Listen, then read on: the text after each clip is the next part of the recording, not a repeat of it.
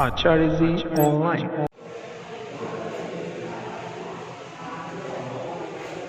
Good morning भैया, सुप्रभात। आज हम लोग क्लास 10 के चैप्टर 5 क्रिया 1 पढ़ेंगे 23/9/2020 arithmetic progress mathematics right chapter.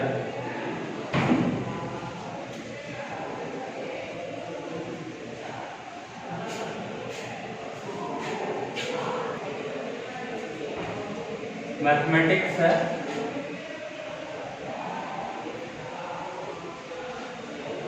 देखिए भैया हम लोग अर्थमेटिक प्रोग्रेशन पढ़ने जा रहे हैं। प्रोग्रेशन पे पहुंचने से पहले हम लोगों को सीक्वेंस सीरीज के बारे में भी जानना होगा। सीक्वेंस सीरीज का ही पार्ट है प्रोग्रेशन। तो हम लोग सबसे पहले जानते हैं सीक्वेंस। सीक्वेंस क्या होता है, तो लिखिए सीक्वेंस क्या होता है। The arrangement of numbers, the arrangement of numbers by a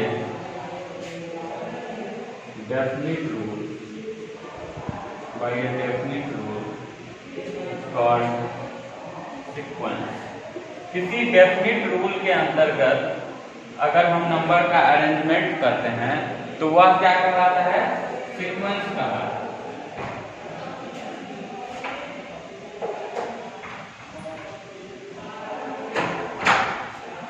sequence कहलाता है। वो डेफिनिट रूल क्या होगा, कुछ भी हो सकता है। तो अपने मैथ में 4 ही रूल्स हैं, एक जोड़ घटाव गुना भाग, addition subtraction multiplication and division. तो देखते हैं कि एग्जाम्पल हम देते हैं, आप समझिएगा। 1 2 3 4 5 डॉट डॉट डॉट। इस एक सीक्वेंस है, 1 के बाद 2, एक प्लस करने पे आया, फिर 2 के बाद 3, फिर +1 या 1, फिर +1। तो एक रूल है इसमें कि प्रत्येक सक्सीडिंग और प्रीसीडिंग नंबर के बीच 1 का अंतर है। उसी तरह दूसरा रूल हो सकता है 2 5 8 11 14, इसी तरह 2 5 8 11 14। तो इसमें +3, फिर इसमें भी +3, इसमें भी +3, इसमें भी +3। तो एक डेफिनिट रूल हो गया। उसी तरह से तीसरा होता है 2 4 8 16 32 डॉट डॉट डॉट। इन सब के बीच 2 से गुना हो गया। तो एक डेफिनिट रूल यहाँ पे काम कर रहा है कि सब में 2 से मल्टीप्लाई हो रहा है। तो ये डेफिनिट रूल जो है इस नंबर के अरेंजमेंट में काम कर रहा है। तो इसी अरेंजमेंट को हम क्या बोलते हैं, सीक्वेंस बोलते हैं। डेफिनेशन क्लियर हुआ। The arrangement of numbers by A definite rule is called sequence. Number को ऐसे जैसे तैसे लिख देंगे, इसका मतलब आप क्या समझिएगा, कॉमा नहीं दिया इसे लिखिए, कुछ लिखा हुआ कोई मतलब नहीं, मगर एक कॉमा से सेपरेट किए, फिर सब के बीच में एक निश्चित टाइप का अंतर देखा जा रहा है, निश्चित टाइप का गुना देखा जा रहा है, रेशियो देखा जा रहा है। तो इसी को हम लोग कहते हैं सीक्वेंस। नहीं तो ये सीक्वेंस नहीं होगा डेफिनेट रूल में। उसी के बाद आता है series. What is the definition of series? Only one changes from this definition to this definition, from sequence definition of sequence to definition of series. That is, when we added the terms of sequence, we get a series. Series is nothing. When we add the terms of sequence, we get a series. That means series is also a sequence, but sequence is not a series. The terms of sequence is separated with commas, but what about the definition of sequence? Series. When we added the terms of sequence, we get a series. Now we add the terms 2 + 4 + 8 + 16 + 32. We replace this comma by sign of addition. Then we get series. So we write the definition of series. When the terms of sequence are added together,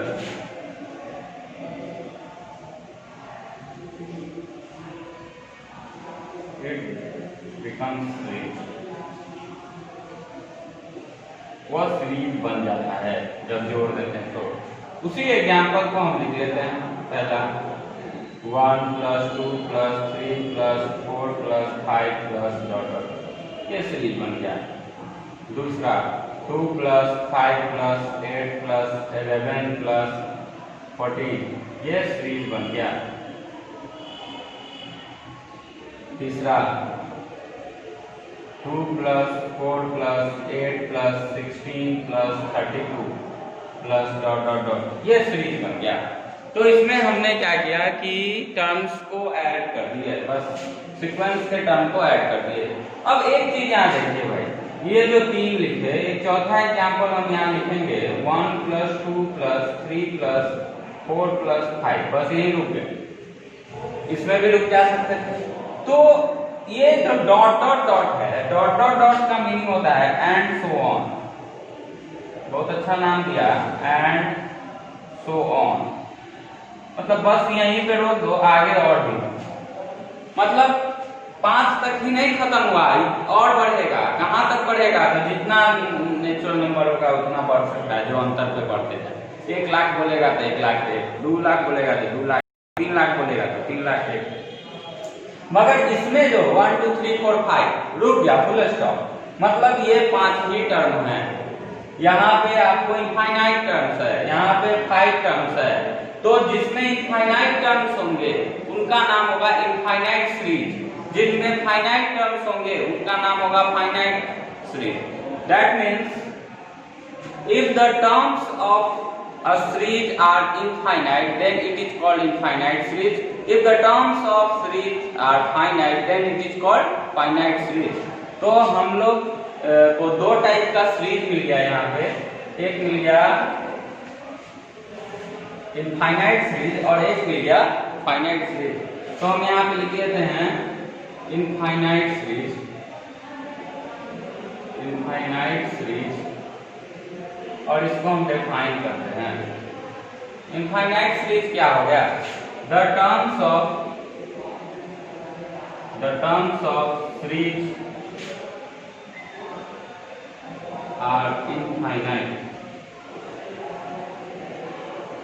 it is called infinite series. इनको हम लोग बोलते हैं infinite series.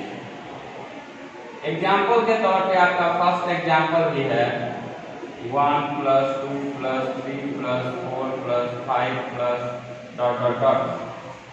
फिर यहाँ पे भी है, तीनों एग्जाम्पल इसमें दिया जा सकता है इनफाइनाइट सीरीज में। और उसके बाद दूसरा आपका टाइप आ जाता है, इसको नोट कर लेंगे, दूसरा टाइप आ जाता है आपका फाइनाइट सीरीज। तो हम यहाँ पे लिखते हैं दूसरा type finite series. What about finite series? तो just opposite of infinite series is called finite series। तो ऐसे तो लिखेंगे नहीं, तो हम यहाँ लिखेंगे the terms of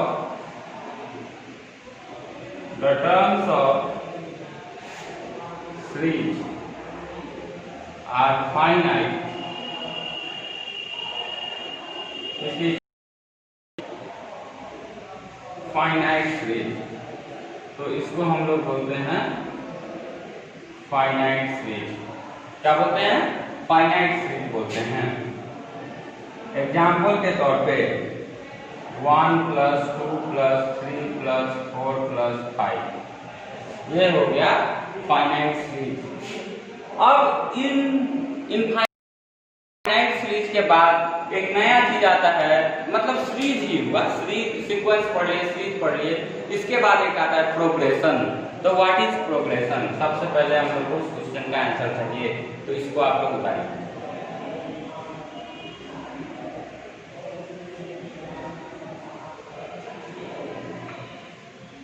what is progression? तो प्रोग्रेशन एक सबसे पहले हमारा क्वेश्चन हो गया व्हाट इज प्रोग्रेशन। प्रोग्रेशन क्या होता है? क्योंकि हमको पढ़ना तो प्रोग्रेशन था। अब आप कहिएगा झूठ मूठ का टाइम बर्बाद कर रहे हैं, सीखो कि क्या पढ़ा दिए सीक्वेंस सीरीज। तो यहाँ पे हमको पढ़ना था प्रोग्रेशन, पढ़ा दिए सीक्वेंस सीरीज। तो जानना जरूरी था सीक्वेंस स्विच, क्योंकि प्रोग्रेशन का जब हम डेफिनेशन लिखेंगे तो आप उस डेफिनेशन में सीक्वेंस आपको नजर आएगा, तो आप कहिएगा कि सीक्वेंस पढ़े हुए नहीं कि प्रोग्रेशन पढ़ा है। इसलिए सबसे पहले आपको सीक्वेंस बताया गया, फिर सीरीज बताया गया, अब प्रोग्रेशन बताया जाएगा। तो what is progression? Progression is a particular part of sequence. Sequence का पार्टिकुलर पार्ट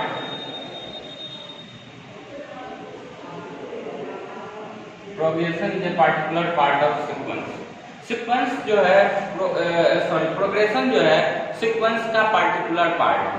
अब उसमें रूल बहुत सारा होगा, प्लस माइनस, डिवीजन, मल्टीप्लिकेशन, उसमें से कुछ रूल्स जो होंगे वो इसमें शामिल हो जाएंगे, प्रोग्रेशन में शामिल हो जाएंगे, उसको प्रोग्रेशन के अंतर्गत शामिल किया गया। There are 3 types of progression. There are 3 types of progression. Progression के कितने टाइप हो गए? 3 टाइप हो गए। पहला अरिथमेटिक प्रोग्रेशन,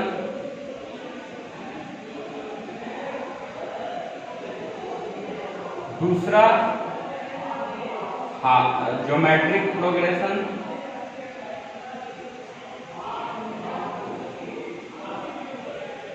तीसरा हार्मोनिक प्रोग्रेशन।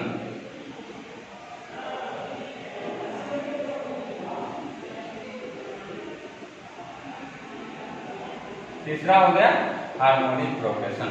3 टाइप के प्रोग्रेशन हो गए, arithmetic progression, geometric progression and harmonic progression. तो हम लोग को इसका पहला टाइप 10th में पढ़ना है। तो अब हम पहुंच गए अपनी जगह पे कि कहाँ से हमको आना था, ओरिजिन से हम लोग पहुंचे अपनी जगह पे।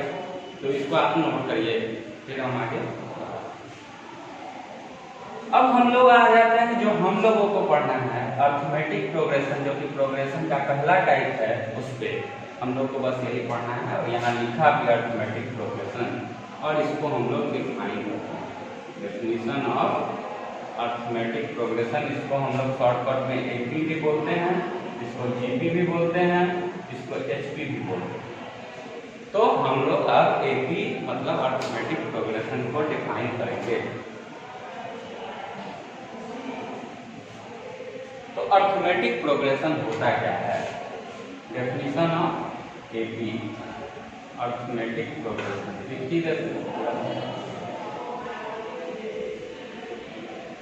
अरिथमेटिक प्रोग्रेशन, अरिथमेटिक प्रोग्रेशन को हम लिखते हैं। अरिथमेटिक प्रोग्रेशन क्या होता है? तो प्रोग्रेशन है, सीक्वेंस का पार्ट है, तो अरेंजमेंट ऑफ नंबर तो होना ही है। तो इसमें भी हम वही लिखेंगे, the arrangement of number, the arrangement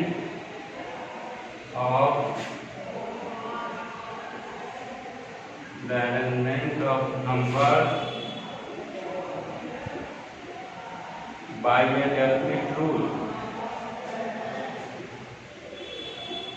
definite rule in which difference between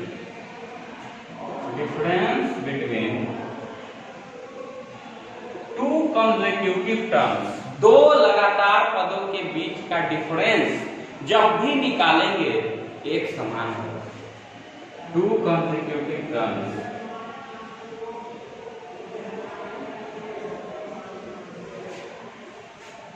is always constant, या बोल सकते हैं उसको हम लोग सेम, ऑलवेज सेम। एग्जाम्पल के तौर पे हम ले लेते हैं, सिंपल सा एग्जाम्पल जो देते हैं 1 2 3 4 5, इसी में 1 + 2 + 3 + 4 + 5 लिख देंगे तो वो बन जाएगा अरिथमेटिक सीरीज, ठीक है। और ये बन गया अरिथमेटिक प्रोग्रेशन, क्योंकि प्रोग्रेशन सीक्वेंस का पार्टिकुलर पार्ट है, इसलिए कॉमा से सेपरेशन। अगर यही कहीं पे आपको दे देगा 1 plus 2 plus 3 plus 4 plus 5 plus dot dot dot. तो इसको आप पुकारिएगा अरिथमेटिक सीरीज, क्योंकि प्रोग्रेशन सीक्वेंस का पार्ट है, इसलिए कॉमा से सेपरेशन हुआ, और कॉमा जब प्लस में बदल जाता है तो वह सीरीज बन जाता है, इसलिए प्रोग्रेशन हटा के क्या लगा दिया सीरीज। तो कहा गया था कि प्रोग्रेशन एक पार्टिकुलर पार्ट है, तो प्लस वाला को फॉलो कर रहा है, माइनस वाला को फॉलो करेगा, तो ये में भी होगा माइनस प्लस पे। जैसे यहाँ देखिए दूसरा ये हो सकता है 10 5 0 -5 -10 डॉट डॉट डॉट। तो इसमें क्या हो गया -5 -5 -5। तो एक डेफिनिट रूल काम कर रहा है इसके बीच। जैसे तीसरा एग्जाम्पल हम लोग ले लेते हैं, इसमें ये अलग से ले लेते हैं, एक्सेप्शनल केस छोड़ दीजिए। तीसरा एग्जाम्पल हम लोग ले सकते हैं, मान लीजिए कि 2 3 5 3 8 3 11 3 14 फुल स्टॉप। ये हो गया फाइनाइट सीक्वेंस हो गया, arithmetic finite sequence, arithmetic progression है मगर फाइनाइट है। इसमें फर्स्ट टर्म और लास्ट टर्म दोनों निर्धारित है, +3 का अंतर है सबके बीच। तो अभी आपको डेफिनेशन जो कहा गया, क्या कहा गया कि प्रत्येक difference between 2 consecutive terms, 2 term लेना है जो लगातार हो, उसके बीच का डिफरेंस हमेशा एक समान होगा, कांस्टेंट होगा, नहीं बदलेगा। तो 2 और 5 इसके बीच क्या अंतर है, तो 3 का अंतर है। 5 और 8 के बीच क्या अंतर है, 3 का अंतर है। हमेशा सेम, हमेशा इक्वल, हमेशा constant. This type of arrangement of numbers is called arithmetic progression. तो अरिथमेटिक प्रोग्रेशन हम लोगों को क्लियर हो गया। अब अरिथमेटिक प्रोग्रेशन में अंदर में क्या है उसको हम लोग बनाएंगे, इसको निकालते हैं।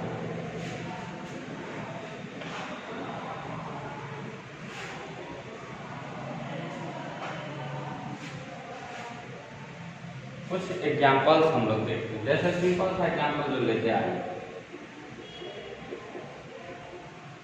ये जो होगा ये कहलाएगा फर्स्ट टर्म, फर्स्ट टर्म।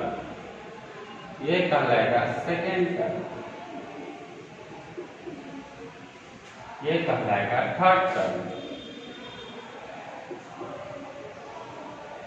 ये कहलाएगा फोर्थ टर्म,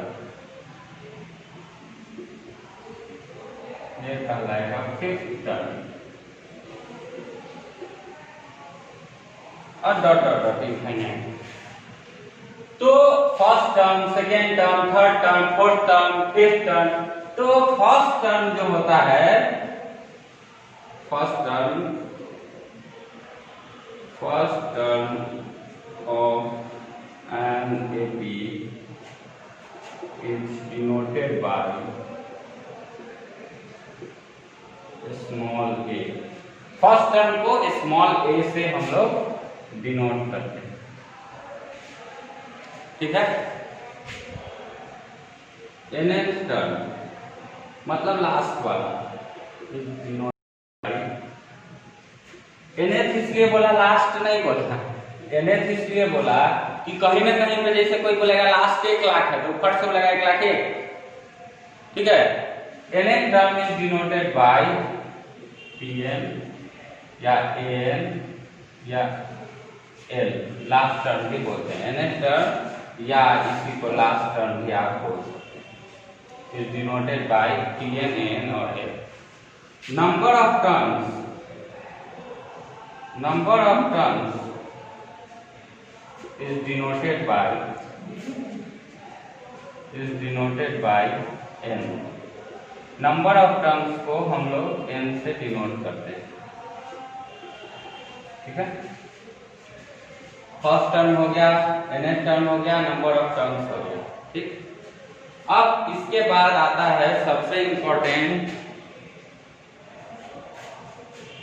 जो 2 कॉन्जिक्यूटिव नंबर के बीच जो डिफरेंस था the difference between पॉइंट सब हो गया, the difference between two consecutive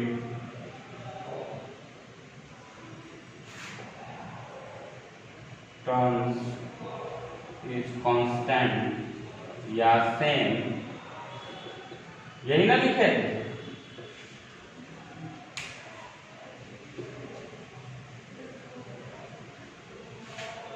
या सेम, यहीं से लिखे this constant difference, this difference is called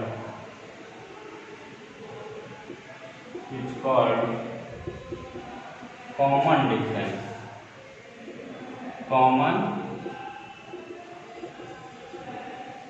This difference is called common difference of an AP.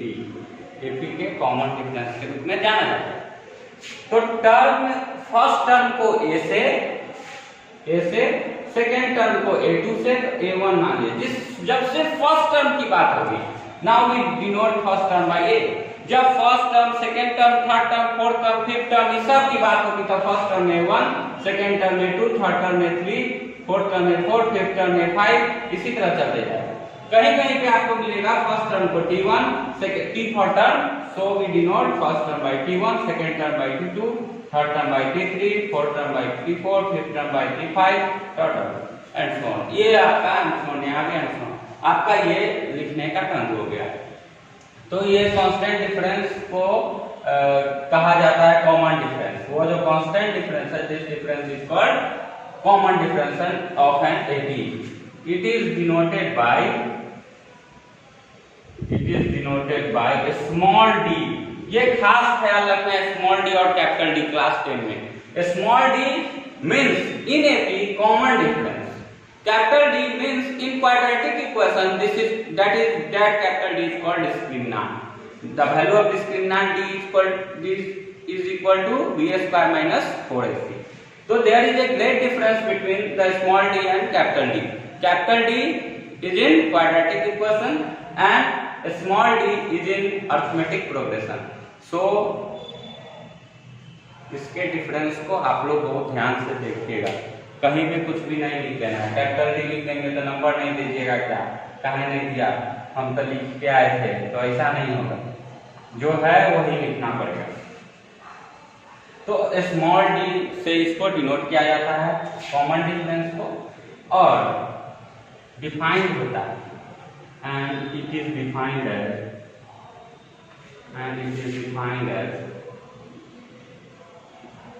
mathematically,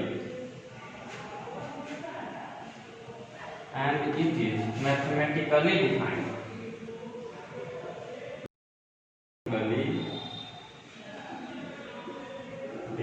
as mathematically इसको डिफाइन किया जाता है। कैसे देखते हैं, d equal to second term minus first term. इसको आप लिख सकते हैं d के जगह पे आप यहाँ लिख सकते थे इसको कॉमन डिफरेंस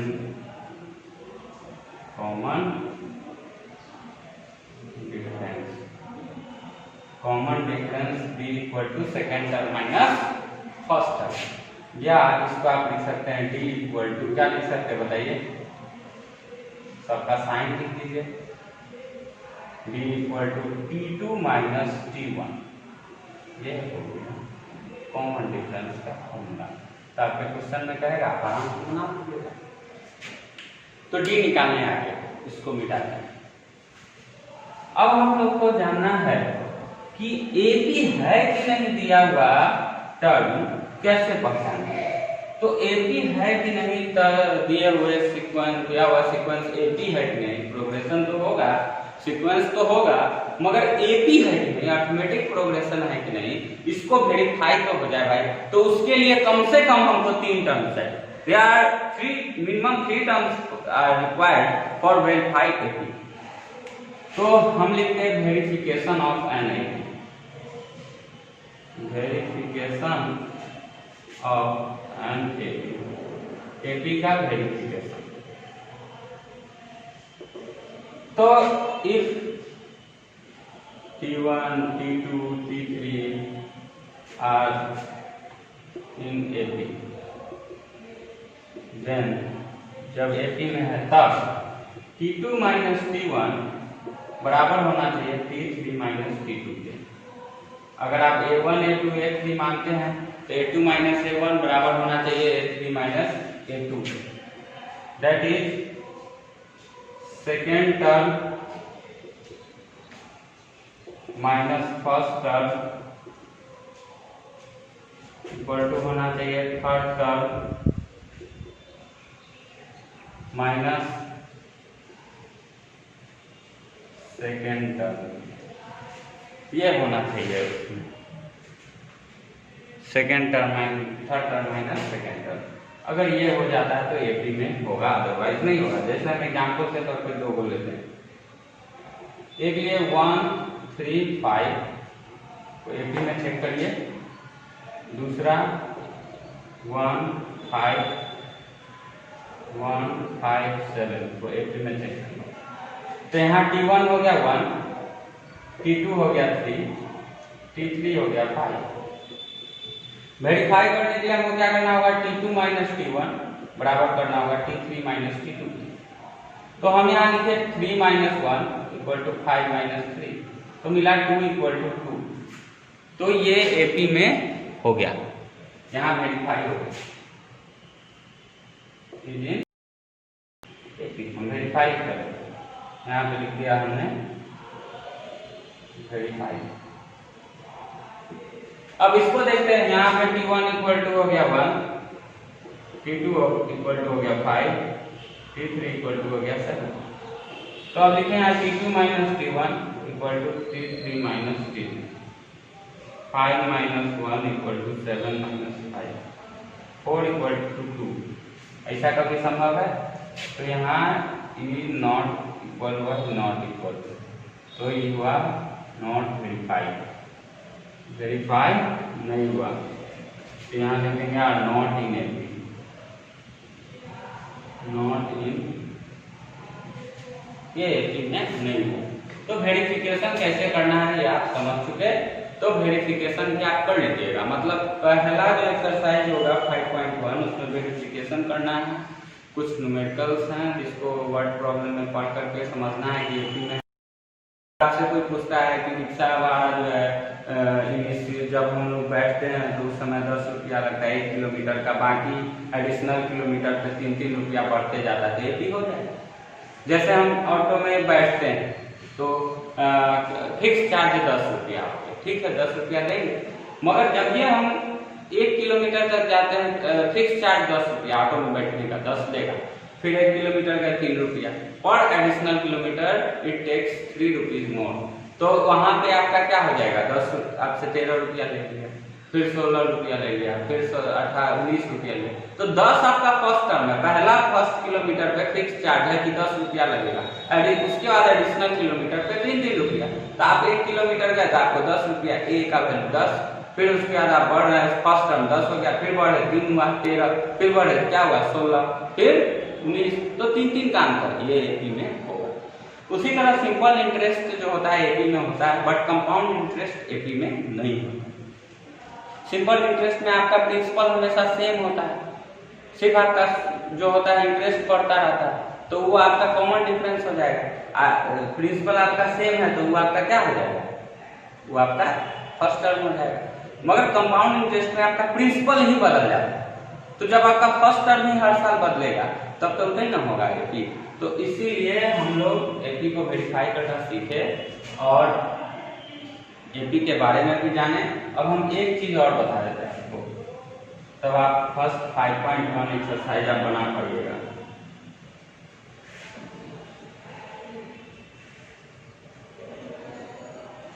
अब हम आपको बताने जा रहे हैं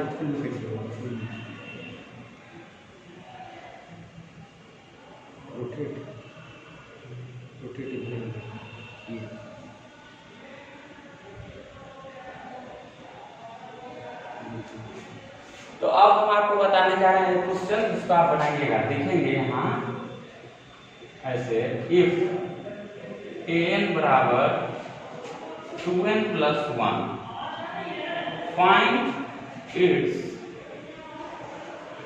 फर्स्ट 5 टर्म्स। पहला 5 टर्म्स इसका हमको निकालना है। तो पहला 5 टर्म क्या होगा? a1, a2, a3, a4, a5। जो बच्चे T1 से लिखते हैं T1 से लिखेंगे, कोई दिक्कत नहीं है। T1, T2, T3, T4, T5। तो अब आप यहाँ T1 कर दीजिए, क्या दिक्कत है उसको? सब एक सवाल, कोई गलती नहीं होता सबसे। a1 लिखे तो 2 × 1 + 1, आपका आ गया 2 + 1 3। फिर दूसरा आ गया 2 × 2 + 1, ये आ जाएगा क्या 4 + 1 5। तीसरा आ गया 2 × 3 + 1 6 + 1, ये आ गया 7। 2 × 4 + 1 8 + 1, ये आ गया 9। 2 × 5 + 1, ये आ गया 10 + 1 11। तो पांचों को सजा के हम लिख देंगे, therefore required 5 terms, first 5 terms are. पूछने का ढंग देखो, फर्स्ट 5 टर्म पूछा इसलिए A1 से शुरू किए, नहीं तो नेक्स्ट पूछता था, कहां से नेक्स्ट कुछ पता नहीं बनने वाला। First 5 terms are 3 5 7 9 11। यही हमारा पहला क्वेश्चन। तो ऐसा क्वेश्चन आपको मिलेगा, आप बना लीजिएगा। तो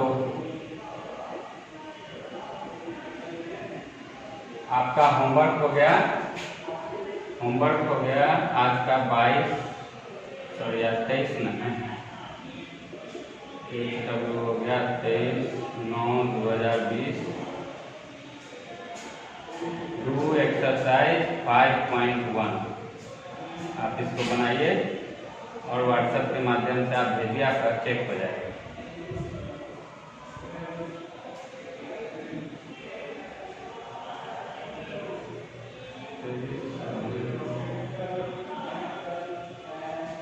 ठीक है, हम लोग फिर अगले क्लास में 5.2 एक्सरसाइज के साथ मिलते हैं। Thank you.